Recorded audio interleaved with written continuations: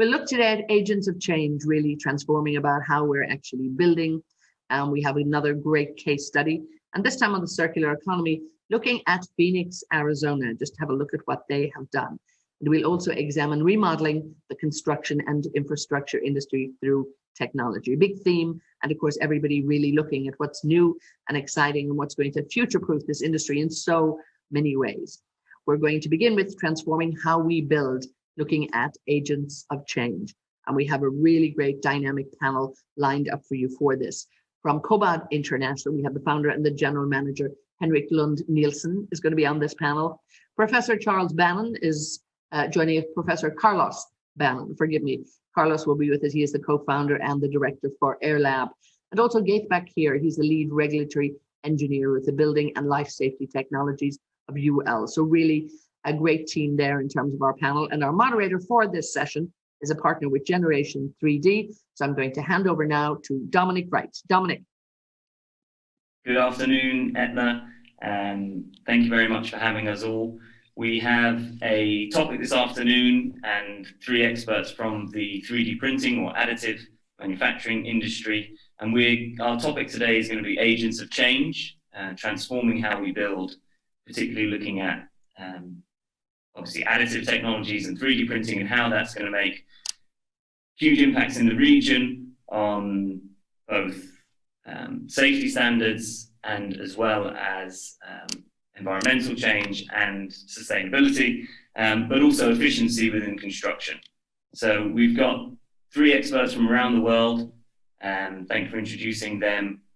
And we're going to kick off the afternoon. I think it's, probably been discussed quite a lot already.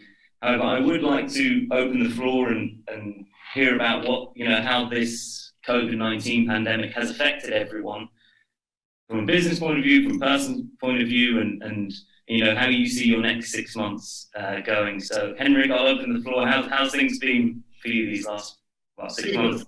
Yes, I'm from Denmark. We've not been hit that much by COVID. We are pretty good at being disciplined and regulating these things as disciplined people. We've actually had a lot of activity. So we're seeing 80% growth for our company. So far, the biggest impact has actually been that there's a lack of international visitors coming to see us. To give you an idea, we had 80 to 100 companies visiting us last year, because what they want to come and see our 3D printing technology. They want to see a printer live. They want to see a building that has been 3D printed. And they want to talk to technical competent people. So it's natural they want to come. And now that we're seeing a slowdown, we can be a little concerned about what does that mean for our sales in 21, because in this industry, because it's so immature still, seeing is believing. So when they can't come, maybe it'll be difficult. We are starting to sell the first printers to people that haven't been here, but it's a more difficult situations. But in terms of the actual year, it will be a good year, 80% growth. We're selling more printers than ever.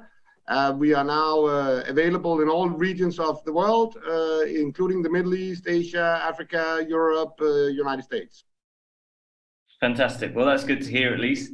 And Carlos, how's it been for yourselves? Well, for us, in Singapore hasn't been too bad, so we managed to control it quite okay. Although we had soft lockdown that probably slowed down things a little bit. But the good thing from the design point of view, I mean, we were able to use our 3D printers that we had at home and different places. So actually, we had this localized kind of more spread network, so we could actually keep prototyping, keep developing the digital design. So it didn't slow much our design processes. And in general, I think we haven't experienced much of any slowdown in general in the current design that we have.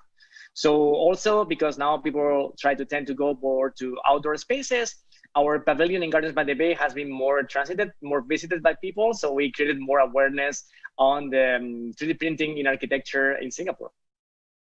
Fantastic. It's good to see, good to take positives from this time. And I think we've seen, through the 3D printing community, similar things. There's been a little bit more cohesion. And if there's anything we can take away from this time, hopefully there are some positives. And Ghaith, yourself, how's everything been from your point of view? And is this going to impact any safety or health and safety regulations you think moving forward? All right, thank you, Dominic. So personally, as I live in Dubai, I really feel that we are safe since the UAE government has taken early measures to limit the spread of the virus. And these precautions are regularly updated according to the pandemic situation. Also, the UAE government continuously monitor the experiences of other countries in fighting the virus. But again, from business perspective, we all agree that it's not business as usual anymore.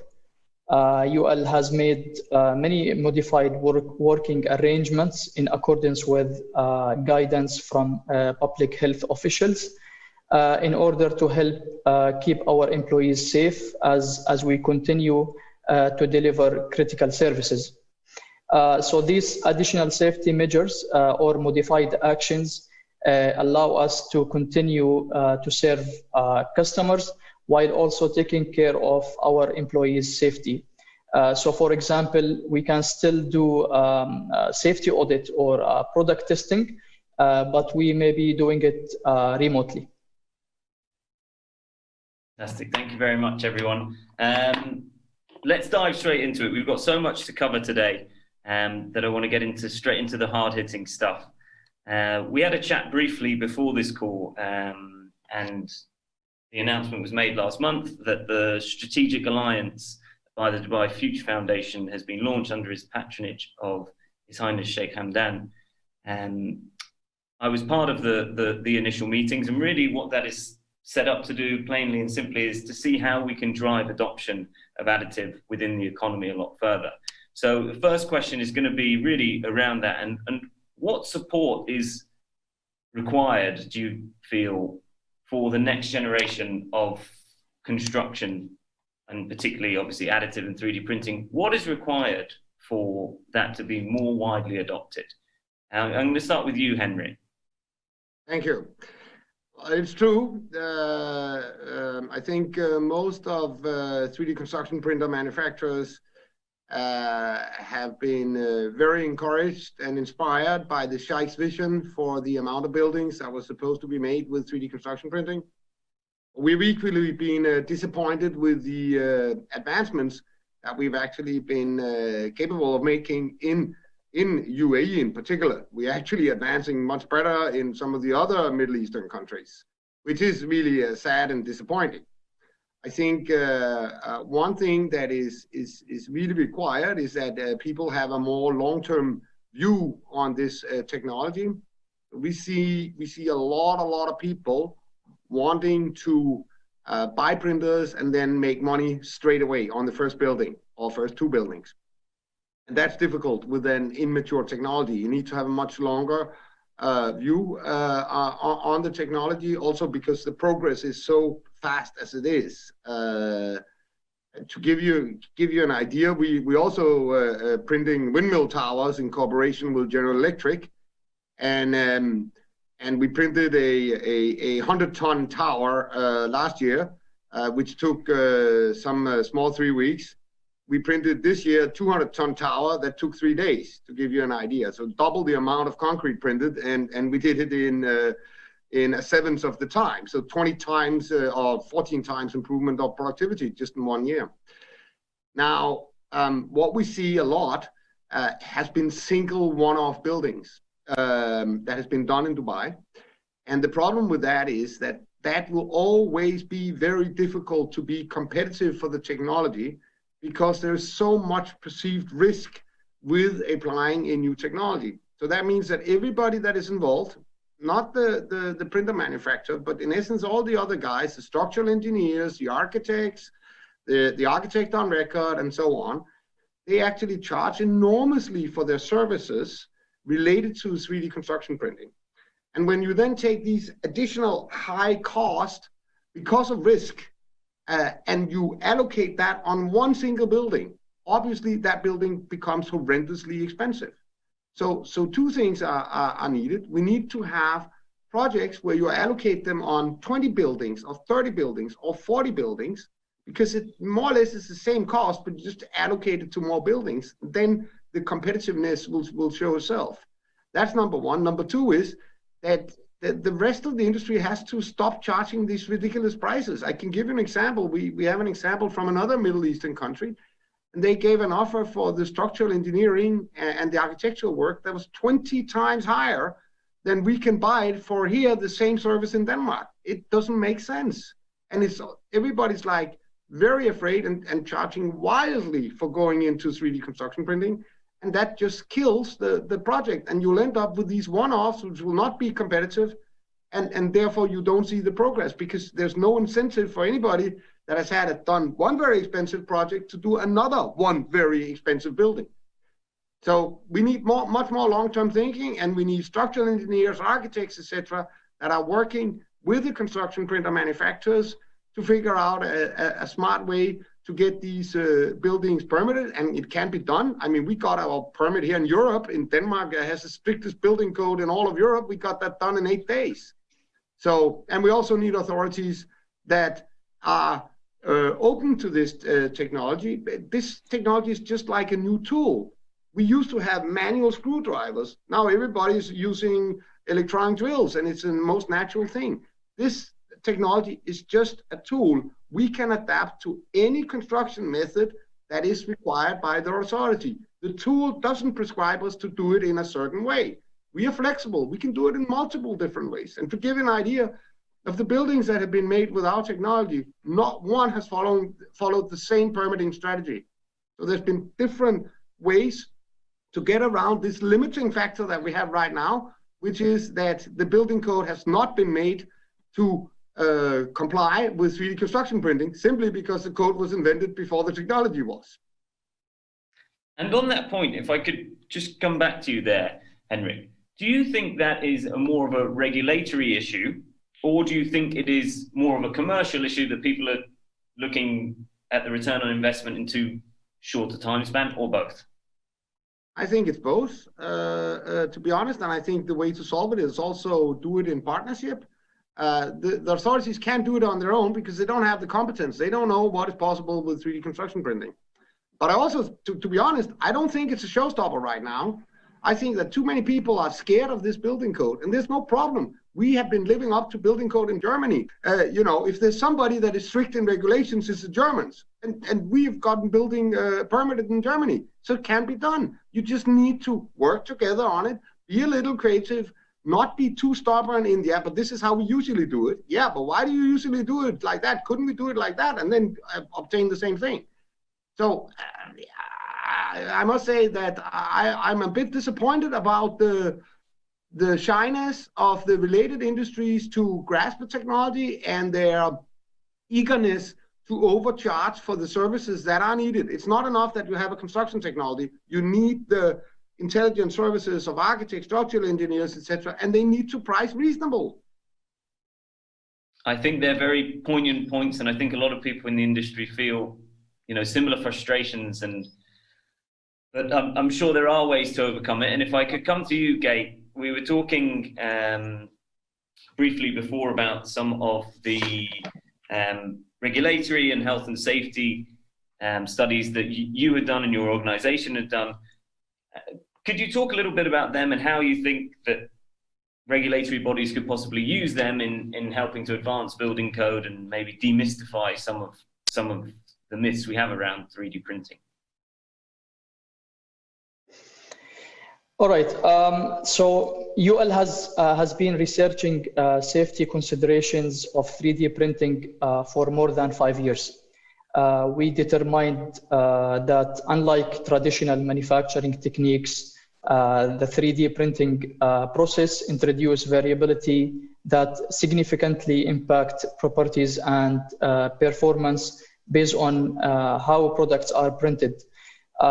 This research, which initially started or focused on plastic materials, which led to the development of the UL Blue Card program in 2016. And then in 2017, we began examining safety, durability, and code compliance factors associated with a 3D printed building construction. This research formed the basis for a 3D printed building construction evaluation methodology documented in UL 3401. Which called as an outline of investigation for 3D printed building construction. This methodology determines that fabricators' 3D printing equipment, the additive manufacturing materials, and the fabrication process will constantly produce building elements with the properties that do not vary from the samples initially tested. So basically what UL 3401 cover is, it covers the evaluation of building structures and building assemblies, such as panels, walls, partitions, ceiling floors, roofs or columns, which are fabricated using an additive manufacturing or 3D printing process. Also, UL 3401 is intended to provide the information needed to determine that a 3D printed construction complies with one or more specific model building or residential codes, or even government regulations covering the building construction requirements. Also, it includes documenting compliance with performance standards referenced in these codes.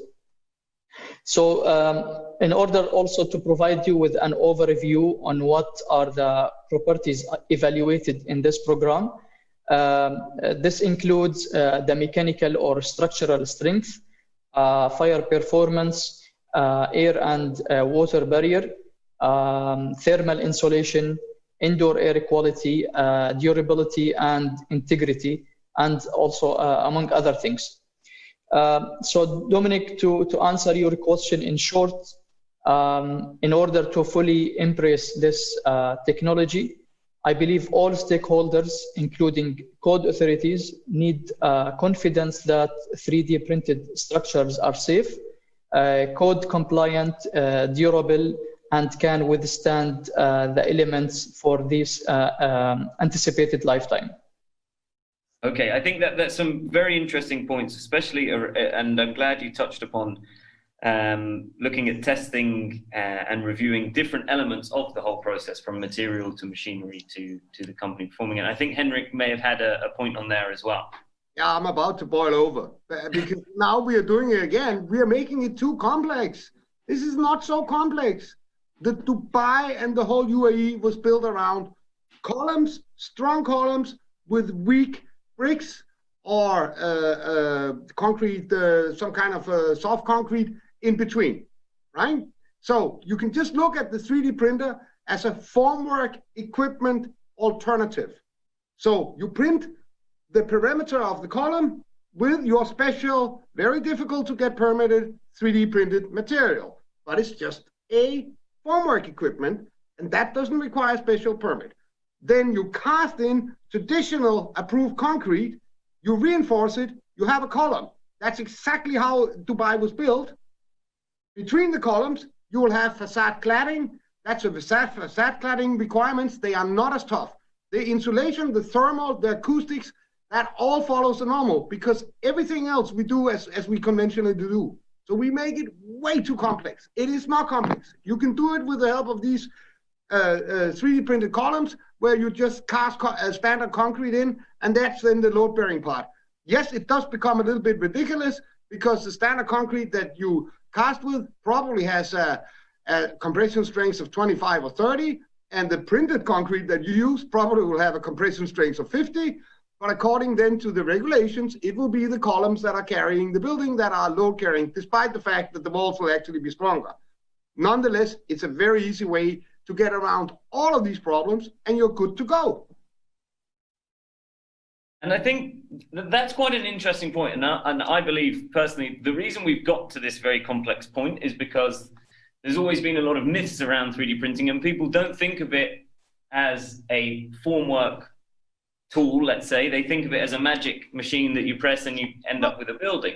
And I think taking a step back, possibly, and even looking at getting certain elements like that regulated first before we look at whole buildings.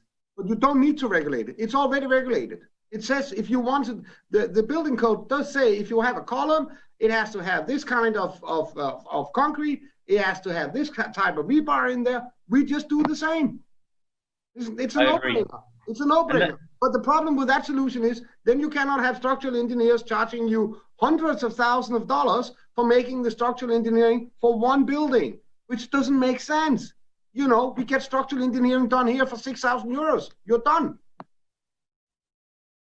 I agree, and it sometimes it's good for us to take a step back, and maybe our marketing machine of the 3D printing world worked a bit too well in some elements where we thought that, you know, people consider this is a magic machine that you press print and then a house is coming out. But Carlos, if I could come to you, because I know that your work with AIRLAB, you've been looking at how, again, not 3D printing everything in a structure, but 3D printing components of a structure and tackling it a bit like a manufacturing process to create new forms and structures. And where do you think that 3D printing can lend itself in creating new types of structures?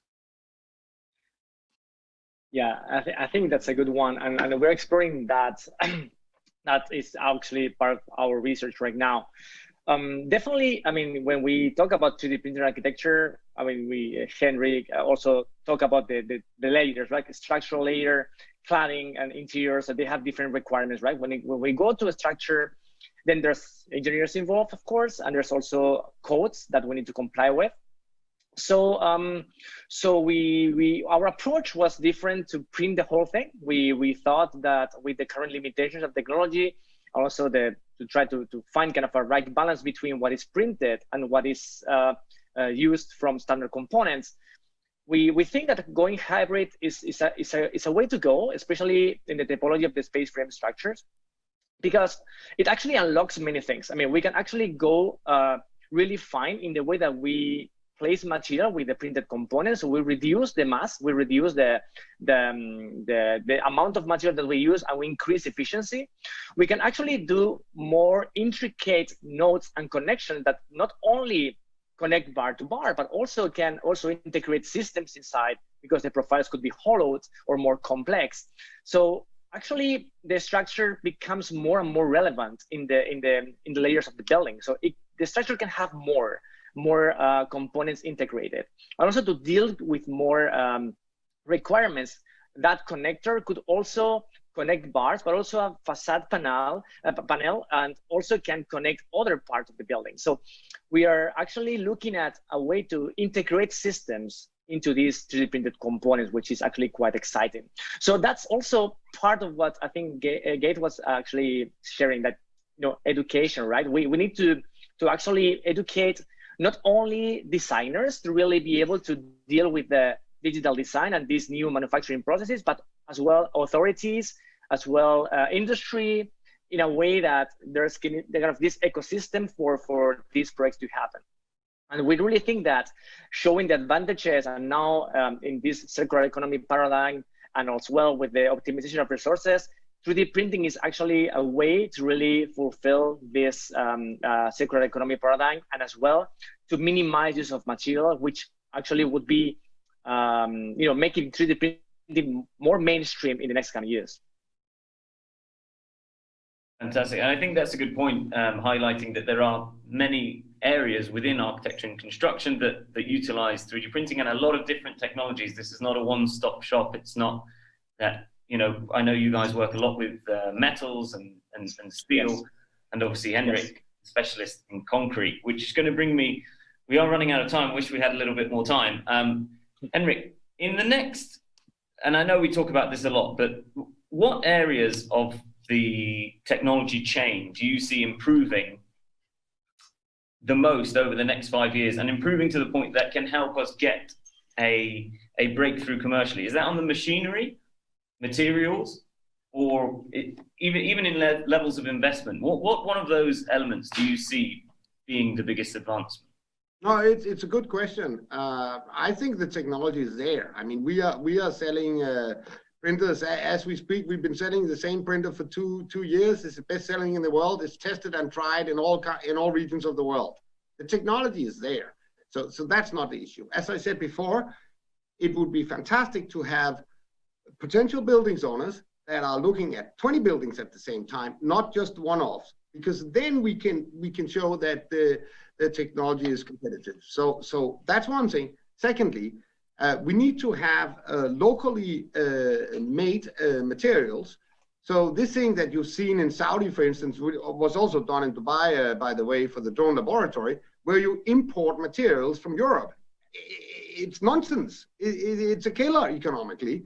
You need to make the materials local, and they need to be really concrete. So we are working with manufacturers of the cement to actually establish these kinds of solutions.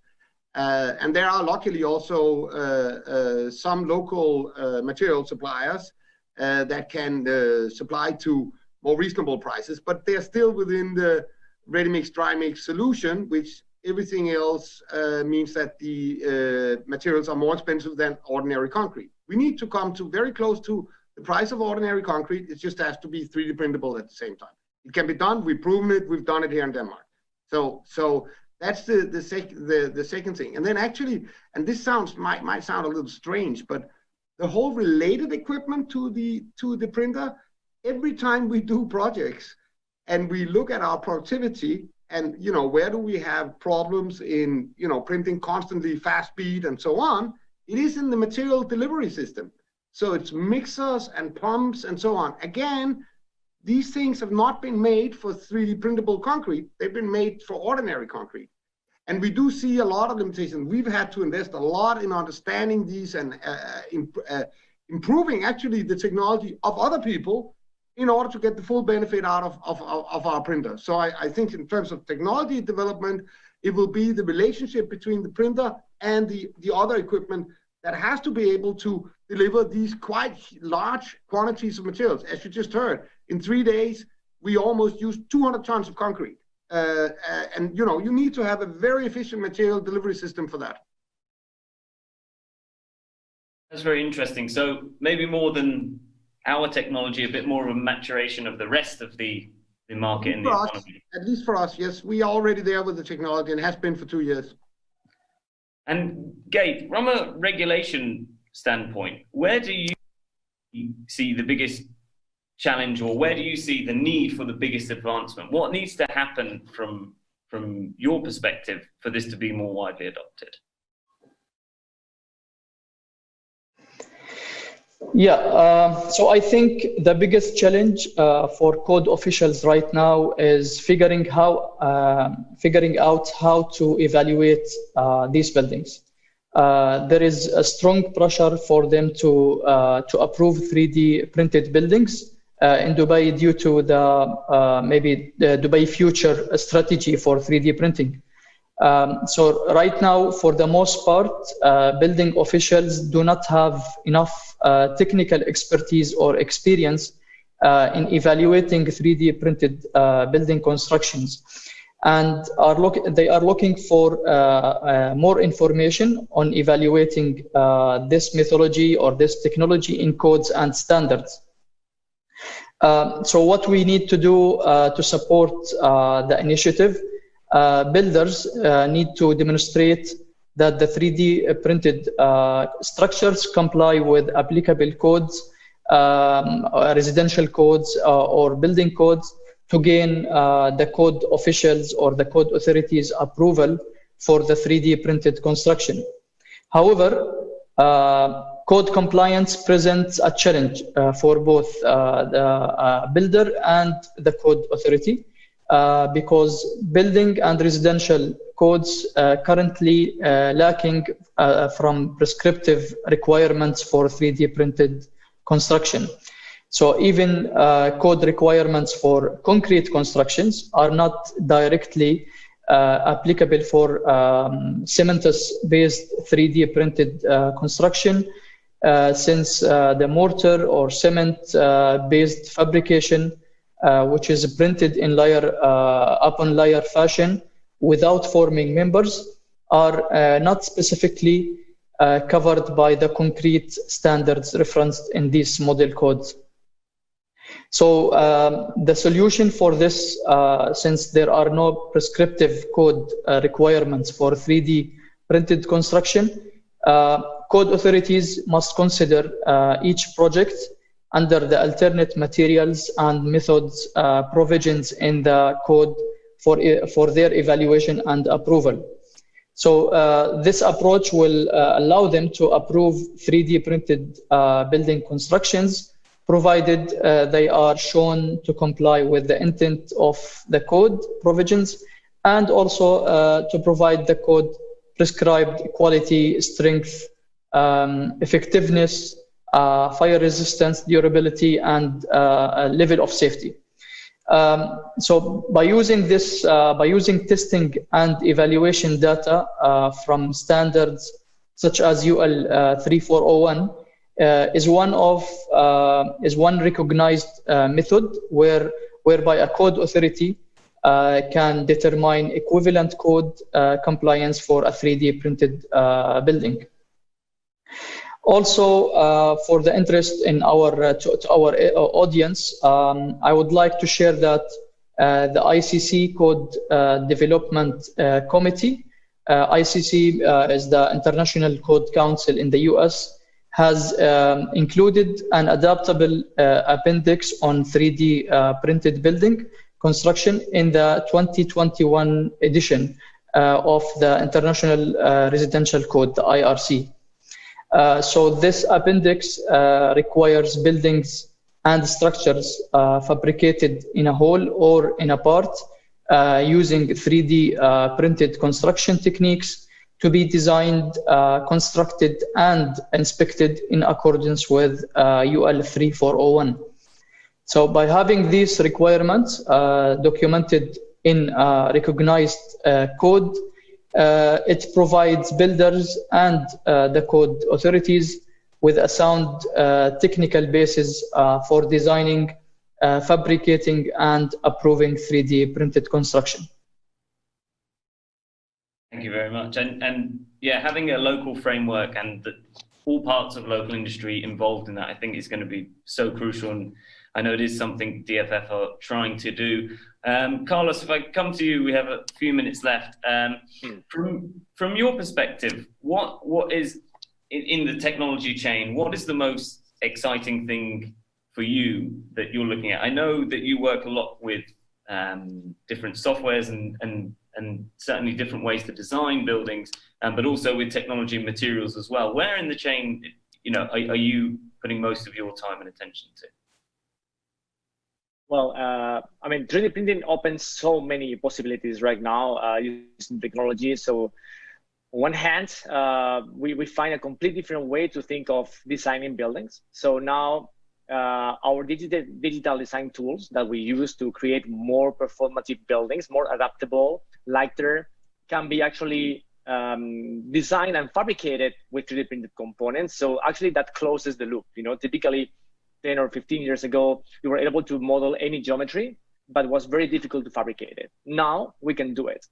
So it actually allows us to really create those designs that perform in a more efficient way, that can be more adapted and can actually perform better. So 3D printing is definitely the way to go. And then 3D printing could be also a great interface of different materials. So we are also using 3D printing components with materials like more traditional materials like bamboo.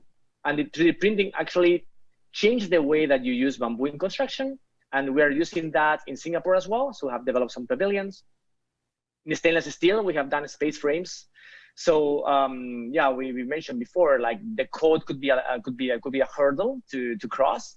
But in the end, as was discussed here, is fulfilling certain material properties, and 3D printing can deliver that. As long as you comply, you can go ahead. And then the immense possibilities you get to design is completely new. So it's definitely a game changer. And actually, it's happening now. As Henrik said, technology is here. It's just ready to be used. We just need trust. We just need to get support from authorities, from the builders, from the developers, And actually, from our design point of view, as a designers, as architect and professor, try to also create awareness on a better and more sustainable way of building. You know, sustainable design is not just putting some green plants somewhere, but it's also the way that we build and the way that we manufacture. In a way that we minimize the usage of material, we can make it cheaper, faster, and safer. And also the tolerances are actually reduced to a few millimeters. So it's definitely exciting. And now we're opening many things in different materials as an interface. Also, we are exploring the invested casting that Henrik was mentioning, printing the molds, using clay as the framework to cast concrete. So there are many possibilities, and I think that the adoption is actually exponentially growing. We are getting so many requests from local firms and also from government to really push 3D printing into building and in the built environments. And I think in a few years, it's not going to be mainstream yet, but definitely we will see more and more buildings, and it won't be that rare, you know, that we see a building printed or part of the building printed in many of the cities that we live in. Thank you very much. And I have a few more. We are running out of time a little bit, so I'm going to ask for extremely quick answers from everyone. And I'm going to ask the same question. Carlos, I know you work a lot in Singapore, and it's a country that has adopted additive very strongly and quite widespread through different industry. Yeah. Who Who is the biggest driver of that? Is it private enterprise, or is that government? I think it's government. And since also I teach in a university, it's a public university, through research, actually we're pushing 3D printing a lot. So we try to have impact from the research side in a way that government can get more examples of 3D printing in not only architecture, but in different fields. So government is actually the one pushing. Okay, and Henrik, I know obviously you've been very vocal about the technology's here. We just need to almost get on with it and use it. Who needs to spread the message about demystifying 3D printing? Is that down to us in the private sector, or is it going to be a combination of both?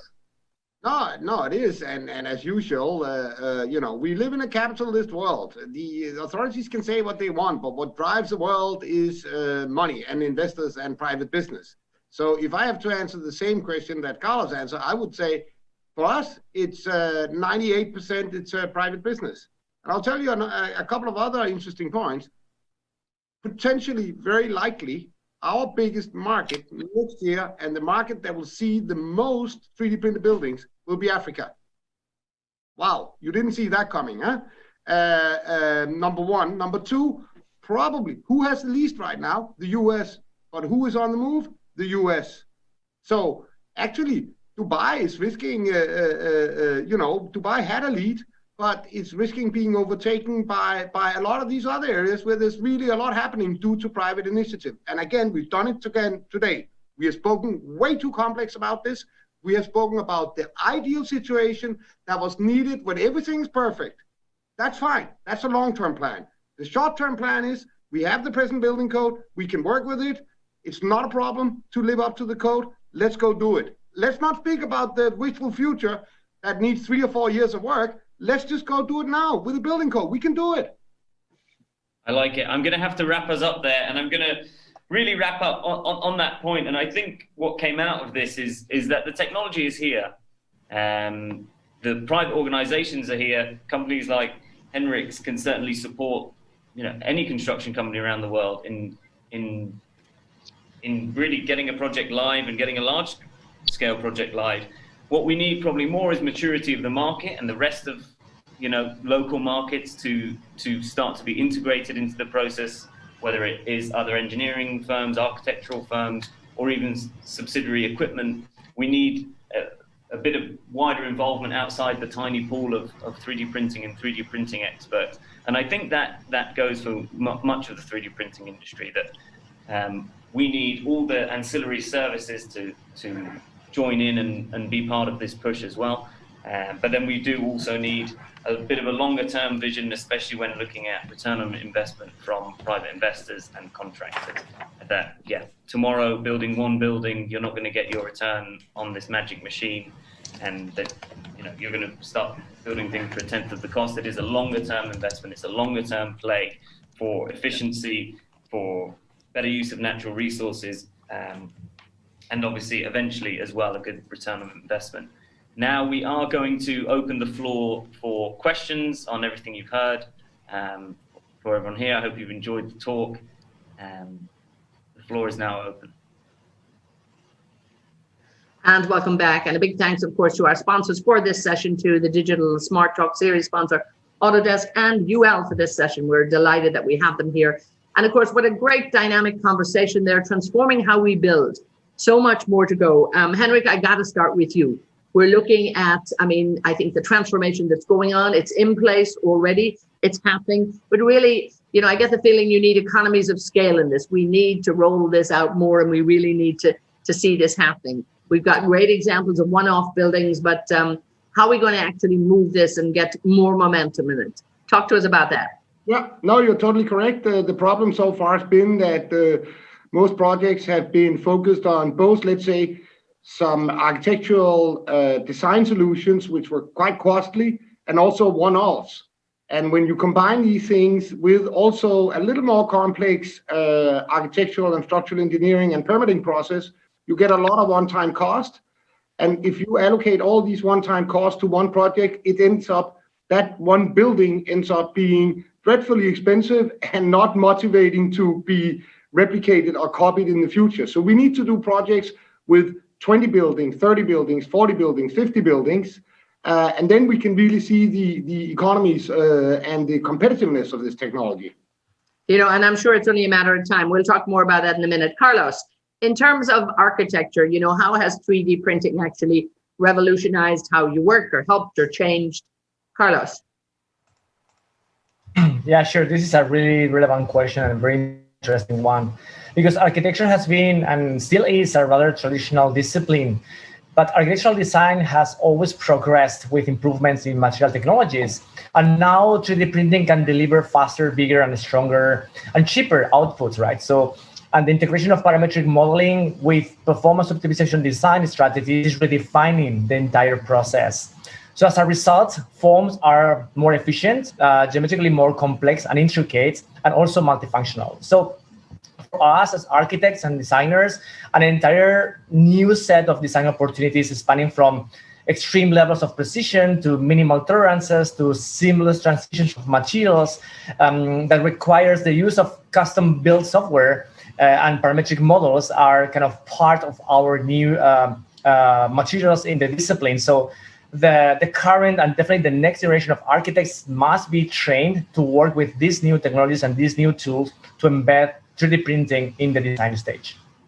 Oh, I can imagine there's no way out. I think when we look at the concept of digitalization in every industry and we really look at it in architecture, this is certainly looks like it's going to be the way. Ghaith, come in here, please, and talk to us a little bit about the regulation and also that evaluation program. You put something in place now, and hopefully this might help the building officials, put some sense of code in it in terms of regulation, and also maybe help with green building regulations. Talk to me a bit about, if you would, Ghaith, the evaluation program that you put in place. Thank you. Great question. So as I mentioned earlier, there are many challenges from regulatory compliance here in Dubai or even global. The reason is that building regulations and codes actually does not cover 3D printing as of now, 3D printed constructions. And also the other challenge is that regulatory expertise they are limited with their expertise in evaluating the constructions that 3D printed.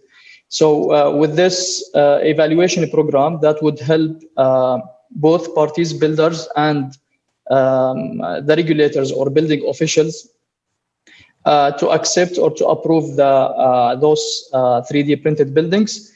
They have a chance to review a technical report that would be as a result from the evaluation program and test results that really demonstrate the equivalency between what was used in 3D printing and what is comparing to the traditional construction and code requirements. Basically, the evaluation program, UL 3401, really covers 3D printing equipments, the fabrication process itself, and also it covers the additive manufacturing materials. Also, most important, the quality control and the production records. And those all elements will be documented in a fabrication process description report provided to the builder and also to the code officials in case required for building approval. Indeed, and I'm sure it's very different in terms of, region to region, country to country, even company to company. Dominic, if I might bring you in here and talk to us perhaps about the work that's happening in Dubai with the Future Foundation in terms of, I suppose, the encouragement that's going on in being able to work with Future Foundation. Dominic. Yeah, thank you. We touched upon it very briefly, but the government of Dubai really are putting a lot of emphasis and have for some years now on how we can get a much wider adoption through the entire economy here in Dubai, not just in construction, but construction being one of the main 4 pillars that we're focusing on and what we're trying to do with the Dubai Future Foundation is bring a bit more of a top to bottom approach through the whole economy. So we're looking at not just, because right now 3D printing, the market, despite what you may read, it's very, very small all over the world. It's a pretty small market, and it's been driven by relatively small companies and organizations. But what we're trying to do is bring the partners that we need from financing perspective, from large industry players, and then obviously the government entities and other private entities that can help collaborate. But as Henrik touched upon, a lot of the technology is there, and it's not a 10-year, 15-year process that we need. We have a lot of value to offer already. So for us, right now, the main goal is essentially spreading the word and letting industry leaders know where we can deliver value and how we can do that right now in projects over the next couple of years. Henrik, and I want to bring you in there because obviously you're doing your absolute best to make sure that you're spreading the word. But I was listening to you talking there too, and sort of feeling a bit bad with you saying that no visitors are coming. You're feeling a bit lonely, but I can imagine people do want to come and see, and they want to feel it, and they want to really look and think, has this been 3D printing, and this is concrete, and this is going to be a building. And really, I mean, how good is it? How quickly can you do it? Can you put a building together? Can you actually, and I have a great question following in on this too, can buildings be actually printed in 24 hours, or is there too much hype about this at the minute? What do you think? Okay, you asked a lot of questions. Number one, yes, we have unfortunately seen a downfall in the amount of visitors that are coming here. We also had almost 100 companies coming last year, and that has been cut down quite a lot. But still, luckily, there are people that can see through the COVID risk and come. That is good. Secondly, in terms of has any building been done in 24 hours? The answer is no.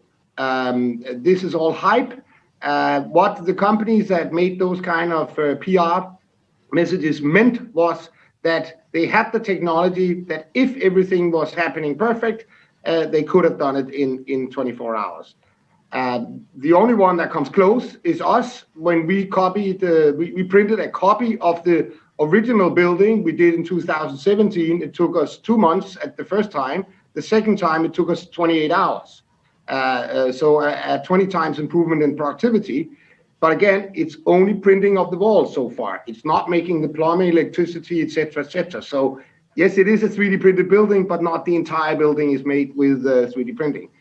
If you just allow me, I'd also like to comment on what Ghaith said. I think we have to be very careful with not making this sound extremely complex and mysterious so that we need to run to get advisors in here, there, and everywhere, because that's just driving up cost. The building code exists. It does prescribe how a column should look like if it should be load-bearing. You can make it in precast, you can cast in situ. We are casting in situ. So we can use our technology in such a way that we are perfectly fine living up to the building code as is, even if the building code was invented before our technology. And then to Dominic, I'd like to add, it's not only small companies that are driving this industry. If you noticed our cooperation with General Electric, I think by all means, if you call General Electric a small company, you've missed out something. The partners in that project is, by the way, Lafarge. They have 100,000 employees, 400 plants. I also don't think you can call them small. So no, of course. What we've actually seen lately is that a lot of big companies are coming in, seeing that this is the future, knowing that they have to come into this. We might not have the perfect solution here and now for them, because a lot of them are coming in with special wishes for special application, concrete structures, type of buildings, etc. But they know that they need to come in, they need to master this first, because that leaves them better off in the competition. Dominic, I mean, come in on this too. When we look at, different buildings, and even here in Dubai, we have, that building that's it's nearly all 3D printed, isn't it? Down at the Future Foundation and stuff. So we're beginning to see its use, I think, rolled out. But as you said, it's not as common perhaps as we'd like it to be. Where else do you think, Dominic, we can see this rolled out? Yeah, and if I could just touch, Henrik, I completely agree with that point. But what we need is more large industry players coming in and adopting and come on in. Yeah, that's what we need, as opposed to, some of the smaller guys trying to drive it uphill. If we get the backing of some of those larger companies, just exactly like you mentioned, the adoption is going to happen a lot quicker, and the transformation of the technology and efficiency is going to skyrocket then. But yeah, in terms of rollout, I see in the UAE something that I think will be very important for all countries is to adopt local supply chains, though. And I think that is a big gap that we have right now. So if we're going to start, working in the UAE, what we need to look at is what material we have available here that we can use very efficiently with this process. Because these, we have a huge amount of material here in the UAE and the Middle East. Currently, most projects we're still importing. If we're doing a 3D printing construction project, we're importing material from Europe, which that again drives the cost up massively. So I think that's a huge area that we need to improve on as a local industry, is look at our local supply chains and look at how we can use local resources. Again, that makes it more cost effective. It makes it a lot more environmentally friendly and sustainable for the future. And Ghaith, when we look at this region here, we look at the growth in infrastructure around the region. We just have to take a look over at what's happening in Saudi Arabia and the tremendous potential that's there. So, I mean, it really is about the future potential that will actually drive this. What do you think, Ghaith? Yeah, of course. Again, it's the country vision that would drive the business and the 3D printing technology to happen. So as we can see, the top leaders in UAE, they support the technology, and they are driving the industry experts to come in and have a voice to support this technology and to make it happen.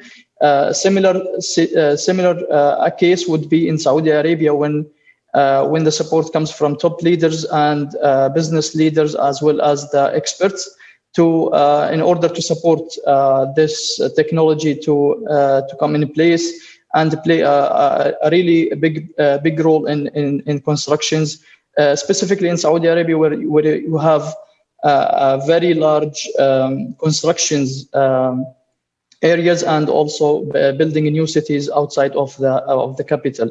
Really, so much potential there. Carlos, we don't have much time left here, but when we look at, I think, the disruption, it's already started. But also, of course, in terms of architecture and planning, you have to get it right from the very beginning, to make sure there's no errors there. Do you have the right qualifications? Do you have the right people? Is this now becoming, mainstream in terms of how you will continue to design for, the future?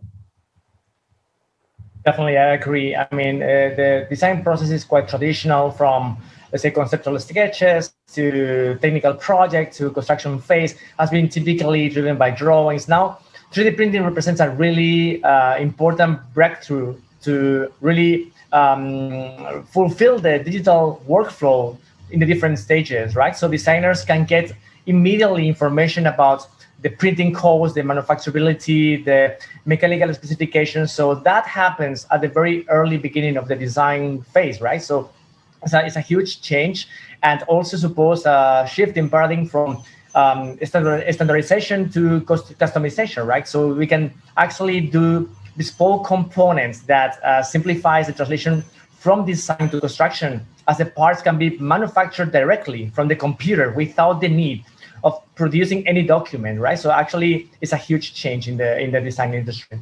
It is indeed. Henrik, I'm going to leave you the last words of inspiration, call of action to the industry out there, because we're running out of time. What do people need to do? What do they need to do to make sure that we can be building big structures, safe structures, and make sure that the industry is, heading in the right direction?